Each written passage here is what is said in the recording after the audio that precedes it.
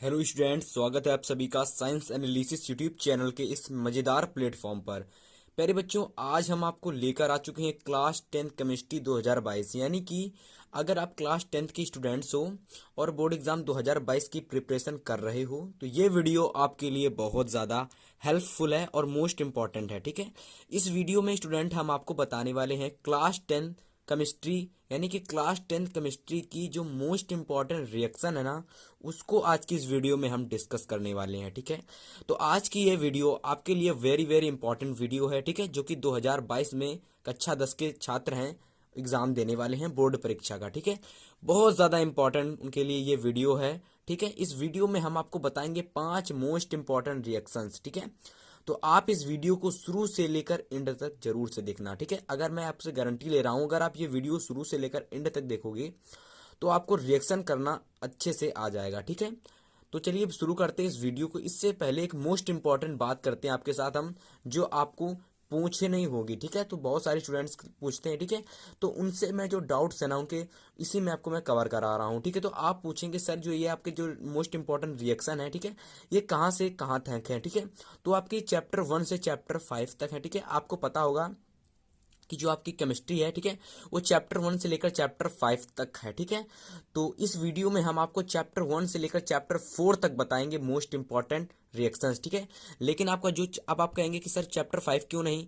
देखिएगा बच्चों, जो आपका चैप्टर 5 है ना, जो तत्वों का आवर्त एवं वर्गीकरण जो आपका चैप्टर है, ठीक है, उसमें आपकी एक भी इंपॉर्टेंट रिएक्शन नहीं है। ये समझ सकते हो कि उसमें कोई भी रिएक्शन पूछी ही नहीं गई है। ठीक है, तो इस प्रकार से स्टूडेंट्स हम आपको अध्याय 1 से अध्याय 5 तक की 35 मोस्ट इंपॉर्टेंट रिएक्शन करवाएंगे। ठीक है, कितनी मोस्ट इंपॉर्टेंट, 35 इंपॉर्टेंट रिएक्शन कराएंगे। ठीक है, तो अगर आप हमारे चैनल से जुड़े रहते हो, ठीक है, तो आपको ये 35 इंपॉर्टेंट रिएक्शंस आपको जरूर से जरूर क्लियर होंगे। ठीक है, इसके लिए मैंने एक वीडियो अपलोड कर दिया है जिसमें मैंने 5 इंपॉर्टेंट रिएक्शन अपलोड कर चुके हैं। ठीक है, तो उसका ये पार्ट 2 वीडियो है। ठीक है, अगर आप ये पार्ट 2 वीडियो इंपॉर्टेंट है, अगर आप पूरा देखोगे तो आपको इंपॉर्टेंट रिएक्शन समझ में आएंगे। ठीक है, चैनल पर नए हो तो चैनल पर इसके साथ जुड़ सकते हो। साइंस की तैयारी आपको फुल कराई जाएगी इस चैनल पर, आपको बिल्कुल भी आप लोग चिंता ना करिएगा। ठीक है, तो अध्याय 1 से अध्याय 5 तक आप कहेंगे कि सर ये कहाँ से लिए गए इंपॉर्टेंट रिएक्शन। ठीक है, तो प्यारे बच्चों, हम आपके ये लिए रिएक्शन अनसॉल्व पेपर से लेकर आए हैं, साथ ही साथ क्वेश्चन बैंक से मैंने मैच की हैं और आपके मॉडल पेपर से भी मैंने मैच की हैं। तो ये समझ सकते हो कि आपकी लगभग जहाँ जहाँ से मेरी जहाँ जहाँ से मुझे सुविधा हो सकी थी, ठीक है, वहाँ वहाँ से मैंने आपके ये रिएक्शंस मैच किए हैं। ठीक है, तो जो मुझे इंपॉर्टेंट लगी वो रिएक्शन मैं आपके लिए लेकर आया हूँ बच्चों। ठीक है, तो अनसॉल्व पेपर में से मैंने रिएक्शन देखी है, क्वेश्चन बैंक से मैंने देखी है, मॉडल पेपर से, इन तीनों चीज़ों से जो मोस्ट इंपॉर्टेंट रिएक्शन बन रही थी बच्चों, मैं वो लेकर आया हूँ। ठीक है, तो अगर आप लोग रिएक्शन बहुत अच्छे से तैयार करना चाहते हो तो बच्चों, तो आप लोगों को सक्रियता श्रेणी पढ़ना बहुत ज़्यादा इंपॉर्टेंट है, क्योंकि ये सक्रियता श्रेणी आपके लिए बहुत ज़्यादा इंपॉर्टेंट है, बहुत ज़्यादा नॉलेजेबल है। ठीक है, आपको अच्छे से सक्रियता श्रेणी पढ़ लेनी है। ठीक है, सक्रियता श्रेणी पर मैं एक प्रॉपर वीडियो लेकर आऊँगा, इसलिए चैनल को सब्सक्राइब करके रखिएगा। ठीक है, तो चलिए पहला देखते हैं, पहला मोस्ट इंपॉर्टेंट रिएक्शन क्या है। ठीक है, चलिए एक एक करके सभी रिएक्शन देखेंगे। तो पहली इंपॉर्टेंट रिएक्शन पहले देखते हैं क्या है।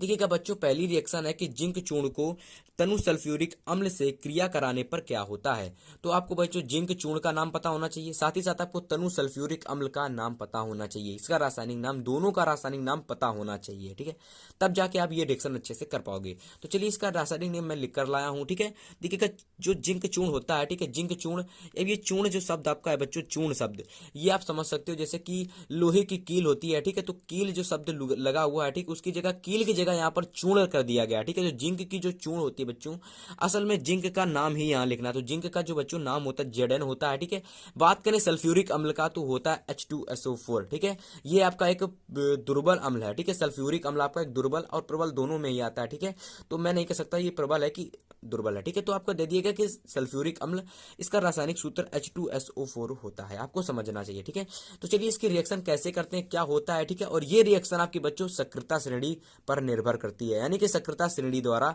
आपकी ये रिएक्शन होगी। ठीक है, और ये रिएक्शन सक्रियता श्रेणी के साथ साथ विस्थापन अभिक्रिया में भी इंक्लूड होगी। ठीक है, तो आपको बच्चों एक चीज तो जरूर पता होगी, जो आपका Zn होता है बच्चों, Zn, ठीक है, जिससे हमें क्रिया करानी है। ठीक है, ये आपका Zn है, ये किससे अधिक अभिक्रियाशील होता है, ये अधिक्रियाशील आपका हाइड्रोजन से ज्यादा क्रियाशील होता है, यानी कि हाइड्रोजन से ज्यादा क्रियाशील हो सकता है। ठीक है, तो सबसे पहले हमें Zn की क्रिया बच्चों किससे करानी है, H2SO फोर्स से करानी है। ये आपको पता होना चाहिए कि Zn की क्रिया जो दे रखा है कि सल्फ्यूरिक अम्ल से कराने पर क्या होता है, तो उससे मैंने क्रिया कराई। ठीक है, अब बच्चों क्या होगा, चलिए देखते हैं होता क्या है। तो होगा यह बच्चों कि आपका जो Zn है वो H2 यानी कि हाइड्रोजन से ज्यादा क्रियाशील है, इसलिए वो क्या करेगा कि Zn को यानी कि हाइड्रोजन को Zn हाइड्रोजन सल्फेट के विलयन से विस्थापित कर देगा और स्वयं हाइड्रोजन सल्फेट के विलयन में आ जाएगा।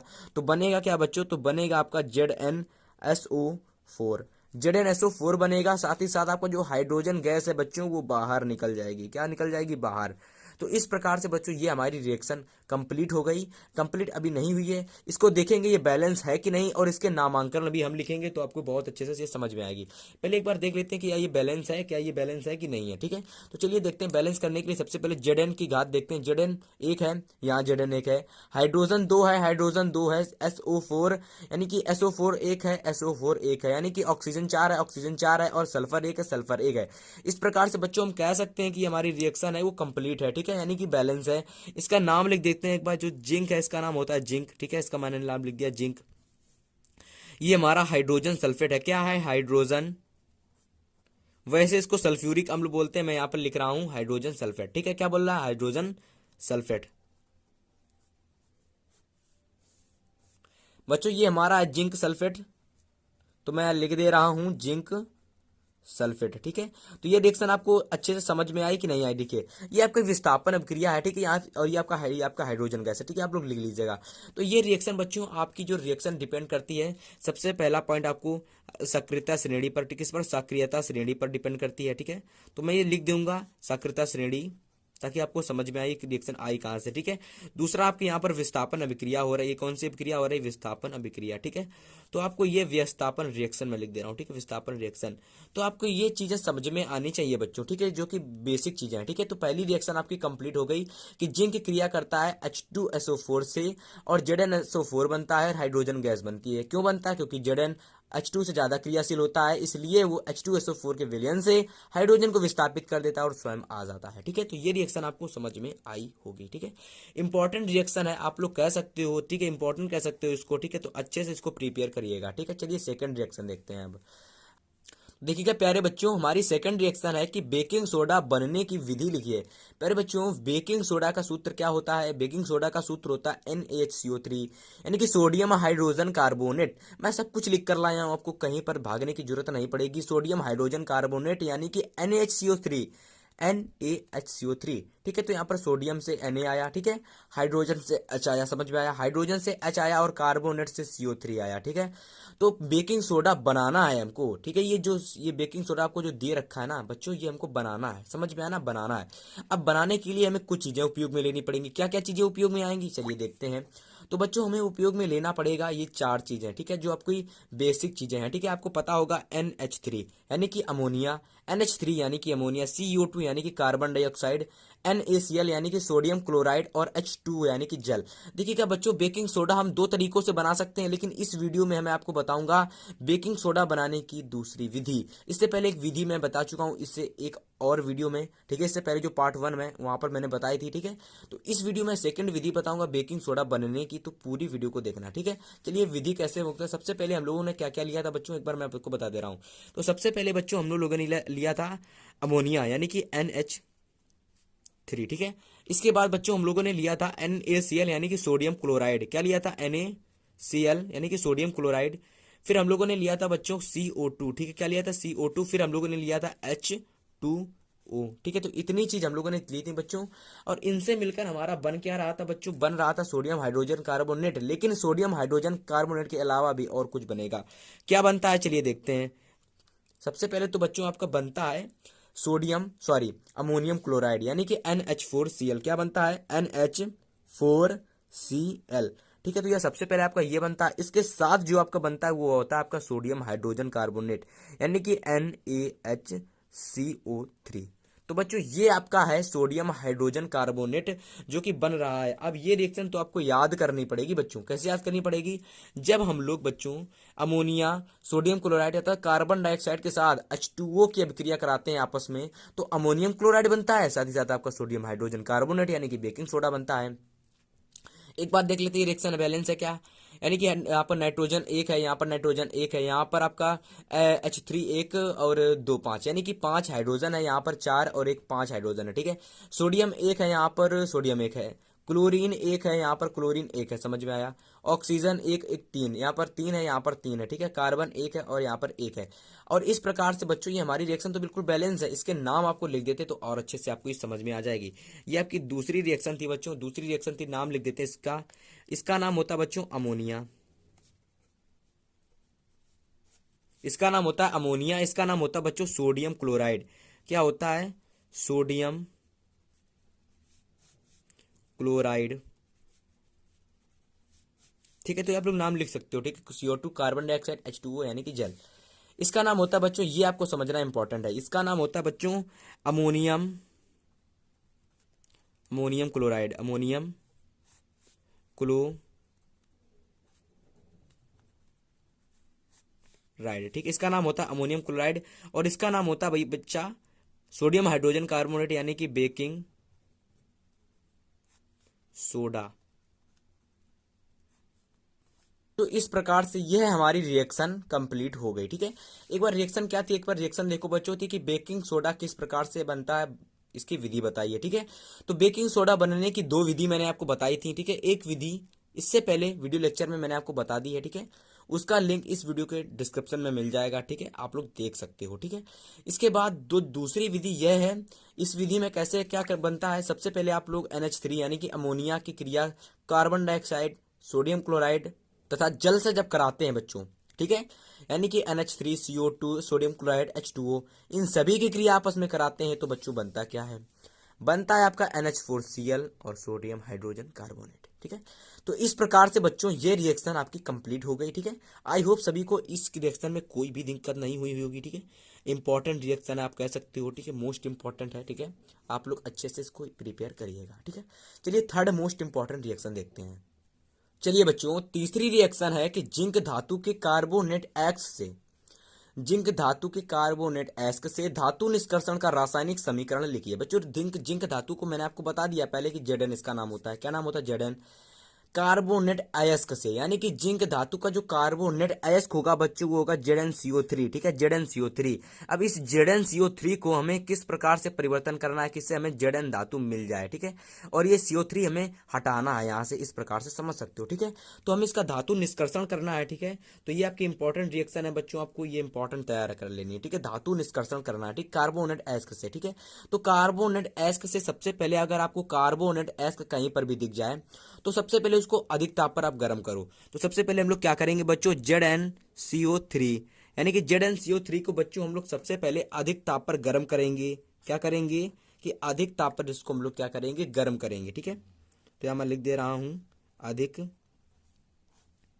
ताप, ठीक है। अधिक ताप पर इसको गर्म करेंगे बच्चों। अधिक ताप पर जब ऐसे इसको गर्म करेंगे तो ये Zn ऑक्साइड में विघटित हो जाएगी। किसमें? Zn ऑक्साइड में, ठीक है। जैसे ही Zn ऑक्साइड में विघटित होगी, इसके साथ साथ इसकी कार्बन डाइऑक्साइड जो होती है गैस के फॉर्म में बच्चों बाहर निकल जाएगी, ठीक है। गैस के फॉर्म में बाहर निकल जाएगी। अब आपके पास बचेगा बच्चों Zn ऑक्साइड। अब एक बात याद रखना बच्चों, जब Zn ऑक्साइड बचा लेकिन हमें Zn धातु तो मिली नहीं ना, हमें तो Zn धातु चाहिए, हमें तो क्या चाहिए, केवल Zn धातु चाहिए। तो इसके लिए बच्चों आपको दोबारा रिएक्शन करनी पड़ेगी। Zn धातु को यानी कि Zn धातु की दोबारा क्रिया कराएंगे बच्चों हम लोग कार्बन के साथ। किसके साथ? कार्बन के साथ। तो जब दोबारा बच्चों कार्बन के साथ, ये हमारी Zn ऑक्साइड है, ठीक है। जब Zn ऑक्साइड की क्रिया दोबारा कार्बन से कराएंगे बच्चों तो हमारी मिलेगी जो धातु Zn है वो हमें मिल जाएगी। कैसे मिलेगी चलिए देखते हैं। जैसे इसकी क्रिया हमने इसके साथ कराई बच्चों तो हमें मिल जाएगी Z। तो बच्चों क्या बनेगा, Zn कार्बन डाइऑक्साइड, यानी कि Zn के साथ आपका कार्बन डाइऑक्साइड भी मिल जाएगी और ये Zn धातु हमें सॉलिड फॉर्म में मिल जाएगी और आपकी जो कार्बन डाइऑक्साइड है बच्चों वो बाहर निकल जाएगी, वो भी गैस फॉर्म में, ठीक है, जिस प्रकार से पहले में निकली थी, ठीक है। तो इस प्रकार से ये रिएक्शन हुई बच्चों। समझ में नहीं आई ना? नहीं आई होगी, ठीक है। अब मैं आपको जब समझाऊंगा तभी तो समझ में आएगी, ऐसे कैसे समझ में आ जाएगी, ठीक है।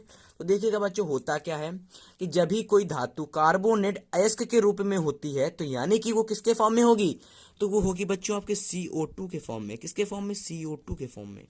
अब ये CO2 के फॉर्म में होगी तो क्या करेंगे, इसको हम लोग सबसे अधिक ताप पर, यानी कि इसको हम लोग लगभग लगभग 100 एबव डिग्री सेल्सियस पर गर्म करेंगे तो ये जाकर हमको ऑक्साइड के रूप में मिलेगी। जब इसके हम ऑक्साइड के यानी कि ऑक्साइड के रूप को इसको हम लोग दोबारा कार्बन के साथ क्रिया कराएंगे बच्चों, तो हमें Zn धातु यानी कि जो भी हमें धातु प्राप्त करनी है वो मिल जाएगी। वही यहाँ पर हुआ कि जब हम लोगों को Zn कार्बन यानी कि Zn जो था वो किसके रूप में, कार्बन यानी कि कार्बन डाइऑक्साइड के रूप में था। इसको हमने क्रिया अधिक ताप पर कराई। किसने कितने ताप पर, अधिक ताप पर इसकी क्रिया कराई, हमें मिल गया Zn ऑक्साइड। और Zn ऑक्साइड की पुनः हमने कार्बन के साथ क्रिया करा दी, हमें Zn धातु प्राप्त मिल गई, कार्बन डाइऑक्साइड साथ में निकल गई। ठीक है, तो ये रिएक्शन आपको समझ में आई होगी बच्चों। ठीक है, इसके एक बार नाम मैं लिख दे रहा हूँ, आपको समझ में आ जाएगा। ठीक है, ये हमारी जिंक ऑक्साइड है, जिंक ऑक्साइड। ठीक है, ये जिंक ऑक्साइड है बच्चों, ये हमारी जिंक धातु है। ठीक है, जिंक धातु जो हमको चाहिए थी। और ये कार्बन डाइऑक्साइड है। ठीक है, ये कार्बन डाइऑक्साइड है। और ये जो बच्चों हमारा कार्बन है, कौन है, क्या है, कार्बन। ठीक है, कार्बन। और ये हमारे क्या है, जिंक कार्बोनेट, जिंक कार्बोनेट। ठीक है, जिंक कार्बोनेट है। और ये जिंक ऑक्साइड है, ये कार्बन डाइऑक्साइड है। ठीक है, तो मैं यहाँ पर लिख दे रहा हूँ इसका नाम, जिंक कार्बोनेट। ठीक है, ये जिंक का कार्बोनेट एस का है। ठीक है, इसका हमने अच्छे से निष्कर्षण किया, हमने जिंक धातु प्राप्त कर ली। ठीक है, जो हमें मिल गई। ठीक है, तो ये रिएक्शन बच्चों समझ में आई होगी कि नहीं आई, कि जरूर आई होगी। आई है तो लाइक कर देना वीडियो को और अपने फ्रेंड्स के साथ शेयर भी कर देना। ठीक है, तो चलिए 4 नंबर रिएक्शन देखते हैं अब बच्चों। ये रिएक्शन भी आपकी बहुत ज्यादा इंपॉर्टेंट है, वेरी वेरी इंपॉर्टेंट रिएक्शन। आप पर मैंने कि आपको वीवीआईएमपी यहाँ पर चढ़ा लीजिए कि इंपॉर्टेंट रिएक्शन आपकी है। ठीक है, ये इंपॉर्टेंट है आपकी। ठीक है, तो वीवीआईएमपी रिएक्शन है। तो बच्चों चलिए इस रिएक्शन को कैसे करते हैं तो आपको ये पता होना चाहिए। ठीक है, पता क्या होना चाहिए मैं आपको बताऊंगा, तभी तो आपको पता होगा। ठीक है, तो देखिएगा मीथेन का जो सूत्र होता है बच्चों वो होता है CH4। क्या होता है, CH4।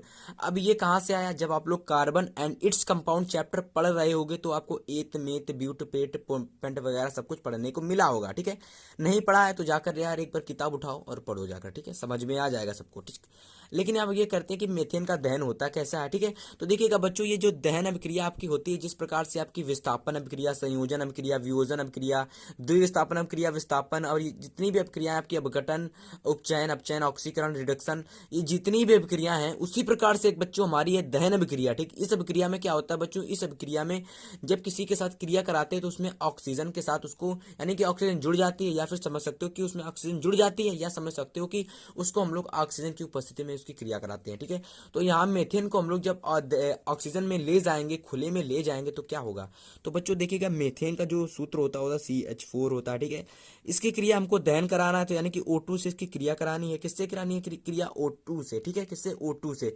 तो बच्चों होता क्या है, जब हम लोग CH4 की क्रिया ऑक्सीजन से कराते हैं तो देखिएगा बच्चों होता क्या है कि यह क्रिया एक प्रकार की बहुत ही कह सकते हो खतरनाक रिएक्शन होती है, खतरनाक अभिक्रिया होती है। इसमें होता क्या है, इसमें अधिक ऊष्मा निकलती है, साथ ही साथ अधिक प्रकाश निकलता है।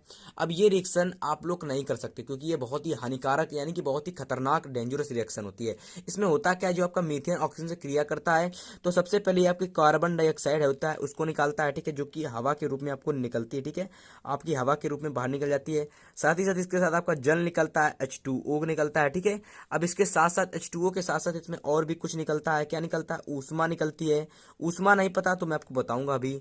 और आपके प्रकाश निकलता है, प्रकाश नहीं पता अभी बताऊंगा। ठीक है, रुको। देखिएगा बच्चों, सबसे पहले जब हम लोग मीथेन को ऑक्सीजन के साथ दहन कराते हैं, यानी कि मीथेन का दहन कैसे होगा, ऑक्सीजन की क्रिया से। जब इसका दहन होगा तो क्या होगा, कार्बन डाइऑक्साइड निकलेगी, H2O निकलेगा, ऊष्मा निकलेगी और प्रकाश निकलेगा। ठीक है, एक बार इन सभी का मैं नाम लिख दे रहा हूं तो आपको और अच्छे से क्लियर हो जाएगा एक बार में। ठीक है, तो बच्चों क्या होता है, क्या है कि मीथेन निकलती है। ठीक है, क्या होता है कि मीथेन, ये हमारा नाम है मीथेन। ठीक है, मीथेन है, ऑक्सीजन है, ये क्या है, ऑक्सीजन। ठीक है, कार्बन डाइऑक्साइड है, H2O यानी कि जल। ठीक है, और ये हमारी ऊष्मा। ऊष्मा क्या होती है बच्चों, ऊष्मा जैसे कि आप लोग जब पानी गर्म करते हो। ठीक है, पानी गर्म कर दो, इसके बाद उस पर प्लेट ढक दो, कुछ समय के लिए उसको जलने के लिए छोड़ दो। जब इसके बाद आप प्लेट हटाओगे ना तो प्लेट के ऊपर कुछ वाष्प टाइप का कुछ दिखाएगा ना, वाष्प ऐसी कुछ दिखेगा। तो वह वाष्प जो होती है पानी प्रकार का जो दिखता है, पानी प्रकार का, वह होती वाष्प। और यही वाष्प आपकी जब मीथेन की क्रिया होती है ना, जब मीथेन का दहन, उसमें भी निकलती है। अब ये निकलेगी कैसे, अब जैसे कि जब मीथेन की रिएक्शन होगी ना, जब किसी भी आप पात्र में मीथेन को रखोगे ना, तो जैसे ये रिएक्शन होगी तो आपको, जैसे रिएक्शन हुई तो आप लोग हाथ लेकर जाओगे तो आपका हाथ पसीज जाएगा। पसीज जाएगा तो पसीजने के बाद जब आप लोग ऐसे ऐसे करोगे कुछ इस प्रकार से, तो वहां पर आपको ऊष्मा मिलेगी, ठीक है। तो ऊष्मा निकलती है और साथ ही साथ आपका प्रकाश यानी कि उजाला होता है। इस रिएक्शन को करने से आपका उजाला होता है, नहीं बम फटता है तो प्रकाश निकलता है। उसी प्रकार से ये रिएक्शन होगी, इसमें आपका प्रकाश यानी कि उजाला होगा, ठीक है, यानी कि आपकी आग निकलेगी, ठीक है, तो प्रकाश निकलता है। तो ठीक है, आपको ये रिएक्शन समझ में आ गई होगी, ठीक है। कि जब हम लोग मीथेन का दहन कराते हैं तो मीथेन के दहन में होता क्या कि ऑक्सीजन से क्रिया होती है, इसमें कार्बन डाइऑक्साइड निकलती है, H2O निकलता है, ऊष्मा निकलती है और प्रकाश निकलता है, ठीक है। तो इस प्रकार से बच्चों यह रिएक्शन आपकी हो गई कंप्लीट, ठीक है। Reaction number 4। आई होप सभी को रिएक्शन समझ में आई होगी, ठीक है। नहीं समझ में आई दोबारा देखो, समझ में आ जाएगी, ठीक है। चलिए रिएक्शन नंबर 5 देखते हैं अब। चलिए बच्चों, रिएक्शन नंबर 5 मोस्ट इंपॉर्टेंट है, 4 की तरह सभी इंपॉर्टेंट रिएक्शन है। रिएक्शन पढ़ते हैं। रिएक्शन लिखी हुई है कि मीथेन की क्रिया क्लोरीन से कराने पर, यानी कि CH4 की क्रिया जब हम लोग Cl2 से कराते हैं और किसकी उपस्थिति में, सूर्य के प्रकाश की उपस्थिति में होता है। मीथेन CH4 क्लोरीन Cl2 और उपस्थिति किसकी, सूर्य के प्रकाश की। तो जल्दी से इसको बताते हैं, बहुत आसान रिएक्शन है ये, ठीक है। CH4 की क्रिया हम लोग किससे करा रहे हैं बच्चों, क्रिया करा रहे हैं हम लोग Cl2 से, किससे, Cl2 से, ठीक है। अब ये जो Cl2 होती है किसकी उपस्थिति में क्रिया हो रही है बच्चों, किसकी उपस्थिति में हो रही है, सूर्य के प्रकाश की उपस्थिति में। किसकी उपस्थिति में, सूर्य के प्रकाश, ठीक है। यानी कि यह रिएक्शन आपके सूर्य के प्रकाश में हो रही है। तो क्या क्या बनता है एक बार देख ले, एक बार नजर डाल लेते हैं क्या क्या बनता है। तो बनता क्या आपका CH3Cl बनता है। ये Cl एक बार CH3 के साथ जुड़ जाएगा और एक बार हाइड्रोजन के साथ जुड़ जाएगा। तो एक तो बनेगा हमारा बच्चों CH3Cl, यानी कि मीथेन, क्लोरोमीथेन। क्या बनेगा, क्लोरोमीथेन। अब ये क्लोरोमीथेन कैसे बना, और यहाँ पर CH4 पर एक हाइड्रोजन था, यहाँ पर एक हाइड्रोजन कम हो गया और फिर भी हम इसको मीथेन कह रहे हैं। तो कैसे कह रहे हैं अभी बताऊंगा। अब CH3Cl बना और साथ साथ आपका हाइड्रोक्लोरिक अम्ल यानी कि HCl निकलेगा। एक बार देख लेते हैं क्या ये रिएक्शन बैलेंस है कि नहीं है, ठीक है। एक बार देखते हैं। हाइड्रोजन सॉरी कार्बन एक हाइड्रोजन 4, यहाँ पर हाइड्रोजन 3 1 4 सही है। Cl2 2 और एक Cl2 2 सही है, बिल्कुल बैलेंस रिएक्शन है। लेकिन नाम करेंगे, नामांकन करते हैं इसका बच्चों, नामांकन करते हैं। देखिएगा ये हमारा मीथेन है, ठीक है, ये हमारा रहा मीथेन, ये हमारा रही क्लोरीन गैस, ठीक है, ये हमारा रहा CH3Cl यानी क्लोरोमेथेन, ठीक है। अभी मैं आपको बताऊंगा क्यों ये कैसे क्लोरोमेथेन भैया बन गया, यानी कि मीथेन भी है और एक हाइड्रोजन भी कम है, हम मीथेन कह रहे हैं। तो ठीक है, अभी बताऊंगा, आपको समझ में आ जाएगा, ठीक है, ठीक है। आपको नहीं समझ में आ रहा होगा। और ये हमारा हाइड्रोक्लोरिक अम्ल है, ठीक है, हाइड्रोक्लोरिक एसिड, ठीक है, हाइड्रोक्लोरिक एसिड, ठीक है। एसिड को इंग्लिश में अम्ल कहते हैं। अब जरा इस पर एक बार नजर डाल लेते हैं कि बच्चों ये हमारा क्लोरोमीथेन क्यों हुआ, यानी CH3Cl को हम लोगों ने क्लोरोमीथेन क्यों कहा। तो बच्चों देखिएगा, जो आपका मीथेन होता है उसमें एक कार्बन जुड़ा होता है, ठीक है, एक कार्बन जुड़ा होता है, सभी हाइड्रोजन इसमें जुड़े हुए होते हैं। क्या जुड़े हुए होते हैं, हाइड्रोजन जुड़े हुए होते हैं, एक हाइड्रोजन, मतलब कि सभी हाइड्रोजन जुड़े हुए होते हैं, ठीक है। मैंने क्या किया बच्चों, यहाँ पर एक हाइड्रोजन को हटा दिया और एक हाइड्रोजन की जगह हमने क्या किया बच्चों, एक क्लोरीन को जोड़ दिया। अब चूंकि क्लोरीन प्रकारात्मक समूह है, तो हम कह सकते हैं जब प्रकारात्मक समूह जुड़ा तो कार्बन के सभी कोष पूरे हो गए, चारों कोष, ठीक है। डिपेंड नहीं करता कि हाइड्रोजन जुड़ा है कि क्या जुड़ा है, ठीक है, यानी कि उसके कार्बन सभी कोष तो पूरे हो गए ना। तो हम कह सकते कार्बन एक है, कोष भी पूरे हो गए और इसलिए मीथेन हो जाएगा। लेकिन यहाँ प्रकारात्मक समूह है, इसलिए जो इसका नेम पड़ेगा बच्चों वो होगा आपका क्लोरोमीथेन। क्या होगा, क्लोरोमीथेन, ठीक है। तो इस प्रकार से बच्चों ये रिएक्शन आपकी हो गई। इस रिएक्शन को कैसे याद करोगे, जब हम लोग मीथेन की क्रिया क्लोरीन से कराते हैं तो यह क्रिया सूर्य के प्रकाश की उपस्थिति में होती है, क्लोरोमीथेन बनता है और हाइड्रोक्लोरिक अम्ल निकलती है, ठीक है। तो इंपॉर्टेंट रिएक्शन है, जितनी मैंने रिएक्शन बताई है 5 इंपॉर्टेंट रिएक्शन को आपको इंपॉर्टेंट है अच्छे से तैयार कर लेना है, ठीक है।